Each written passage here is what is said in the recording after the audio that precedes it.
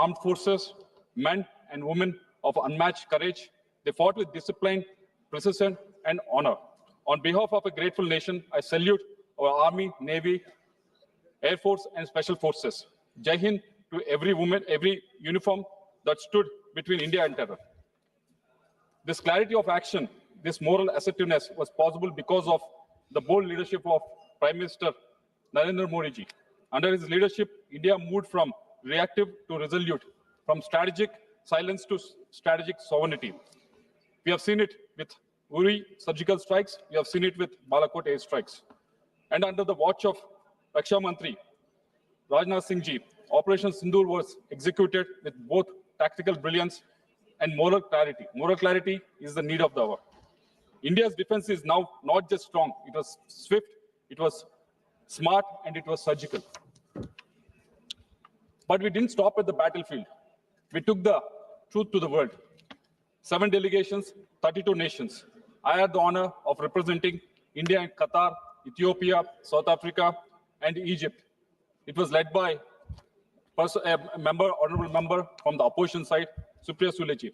The members in this delegation came from all political parties, but when we were overseas in this delegation, we were all talking in one voice. And what we witnessed there, when we went there, was not just diplomacy. We saw solidarity. The world stood with India, not in sympathy, but in shared conviction. They saw what we stand for and what Pakistan stands for.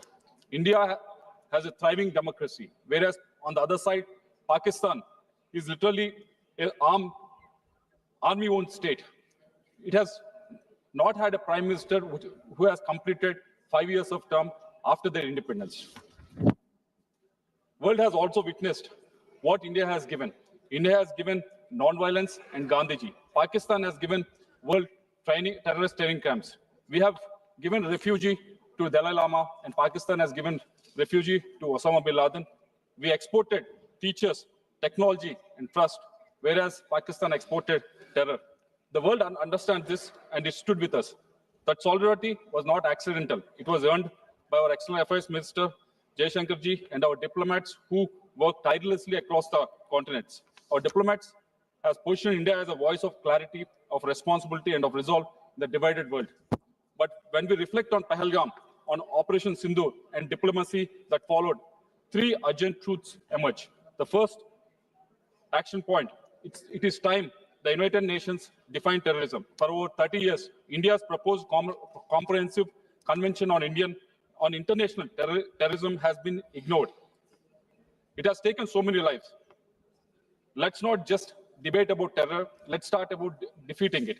And a terrorist is not a freedom fighter. He has no religion. He has no political ideology. A terrorist is a terrorist. We call upon the government to lead a global campaign for this long overdue definition to give the world moral clarity and legal tools to act, because I believe only India can lead this campaign. Second action point,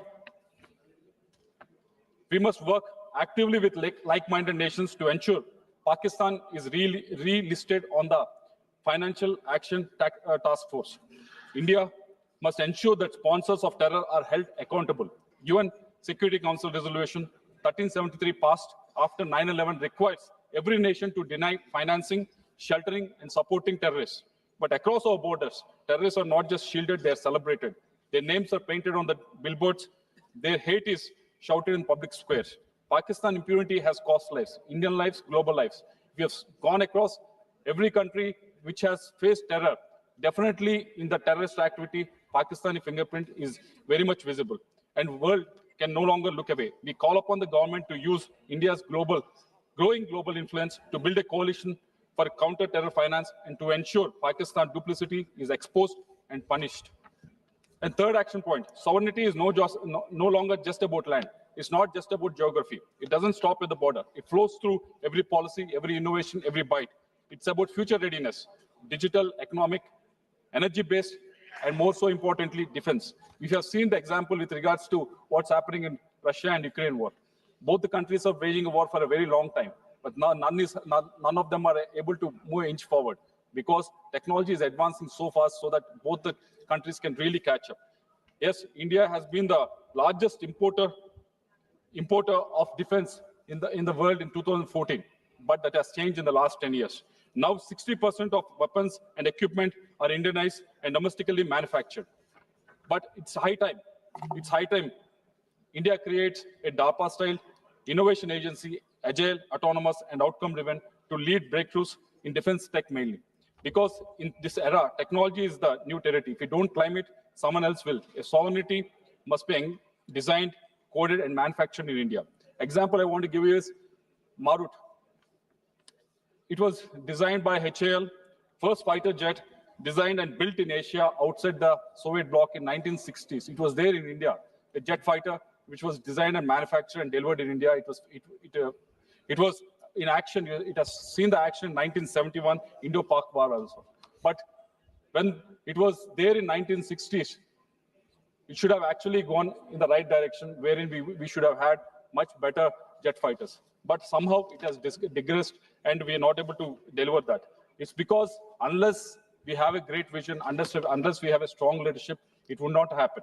So I request government to actually look at in a direction in such a way that this defense technology gets enough funding so that Indian manufacturing, Indian defense tech can be on par, because going forward, our sovereignty depends on how much and how well we can innovate, how much and how fast we can innovate in this country. Operation Sindoor showed what India can do in critical hours. Now let's show what we can do in transformational decades.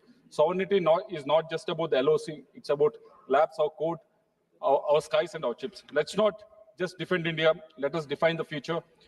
Not just power of strength, but a force of foresight. This is India's movement. I believe that rooted in our constitution, aligned with the international laws, protected by our armed forces, led by our bold leadership in the form of our Prime Minister Narendra Modi ji, and driven by the will of 1.4 billion Indians. Thank you. Jai Hind.